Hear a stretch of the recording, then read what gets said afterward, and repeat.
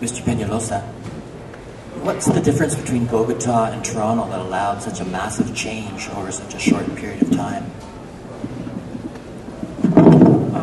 Well, I think that, honestly, I think it was the leadership at the time. I think the leadership does make a difference. I mean, when we thought, like when we were going to close 91 kilometers of roads every Sunday to allow for people walking and cycling, initially, obviously, people thought it wasn't even going to be possible. And now when we get 1.5 million people going out every Sunday, 1.5 out of 7 million people. And it's like a gigantic paved park. And then when we decided to build the network of off-road bike lanes, and we had to do them off-road. We didn't have any bike lanes because people don't really respect painting a line, so it had to be off-road. Otherwise, cyclists would be killed. And we did almost 300 kilometers in 3 years. So it's not an issue of money. Like everybody keeps talking about money. How much is it going to cost? It's almost insignificant. It's peanuts compared to the investments in other things. It's more the political will. That's why I wanted to show the examples of Bogota, but also the ones in Portland, the ones Glen has been talking about, Chicago. Companies like Boeing Corporation was headquartered in Seattle. They were going to move, and they created a team of staff people and they narrowed the choices. And they took it up to a vote to their employees. Where did they want to move? And they chose Chicago. And it's no wonder that Chicago's mayor says that he wants to make Chicago the most bike-friendly city in North America. And he's also built hundreds of parks and hundreds of kilometers of bike lanes and trails and whatever. So this is about being competitive. It's almost about survival of the cities. So how is Toronto gonna focus on this? So I think it's important. And tying this with the previous question, it's not just the survey itself. I think the survey is very important, but also the coalition has to work afterwards to do a follow-up. Because politicians sometimes they talk a lot about these issues, and everybody seems to be in favor. But we gotta see the budgets. Where is it that the money is going? A few months ago, I was at a municipality in Ontario, and that happens in almost every municipality. This one was in Oakville, and at City Council they were presenting the master plan of Parks and Recreation. And I thought it was amazing because the consultants were brought in and everything was about cycling and walking and trails and bike lanes and the service. 80% of the presentation, I said, my God, they finally got it. The last 20% of the presentation was the financial recommendation. Nothing. All of a sudden we saw that the number one investment that was being recommended was arenas. 55 million, which is like $1,000 per household on arenas.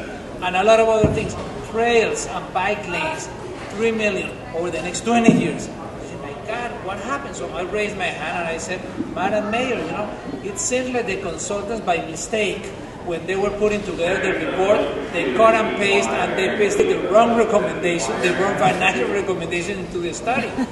They asked the residents on a household survey. They went out and did a household survey, which they asked the users, the non-users, the rich, the poor, the young, the old, everybody. They gave them 25 things where the residents wanted to invest more.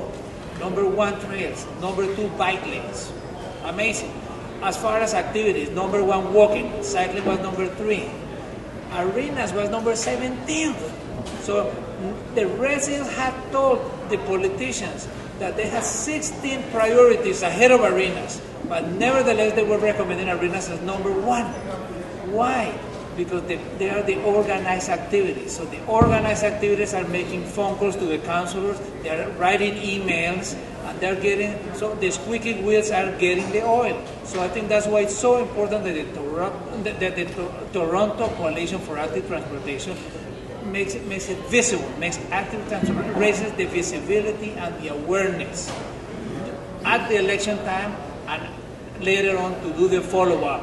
Because the same way that these small organized groups are making their voices heard and the councillors are paying attention to that, even they know that it's wrong because those are small minority groups, nevertheless, because they're organized, they're getting it done. So maybe it's time that the people that like walking and cycling and active transportation also get organized and let their voices heard and makes the decision. It's not so much about an issue of money.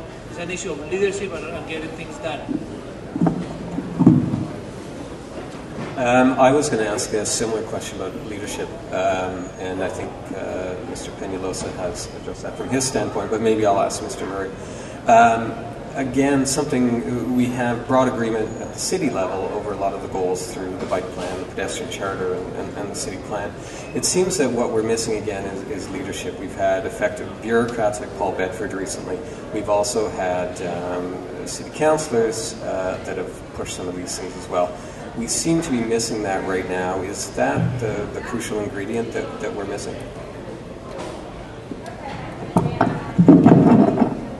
I can't comment on any individual, but I think that leadership doesn't only come from politicians. I think that we have forgotten how to be citizens. We've been painted as consumers and taxpayers and everything else under the sun, but which really deals with what we buy and how we pay for things. And our contracts with each other, our contracts with our government are much more complicated than that. We are responsible for the quality of city we live in. The challenge here about why at elections is this so important is because one of the few consumer choices we don't get to make, realistically, is the transportation choices we make. It's not like when you go to the local store, you can choose a different type of soup, or you can choose what kind of lettuce you want to buy, or if you want to buy lettuce at all. The government, and particularly municipal governments, direct money. So they decide whether 80 or 90% of the budget goes into highways and roads, and very little goes into transit, and even less goes into active transportation. So if you make it very efficient to get across town in an automobile, and very inefficient and very dangerous to get across town in a bicycle, people aren't stupid. They'll deal with the safest and most realistic choice they can make in the environment they have. So you've got to be a citizen in the sense of having a bit of courage and making the choice to participate in active transportation as a healthier, environmentally, economically better choice. But you've also got to be politically aggressive as a citizen. You've got to be a leader yourself.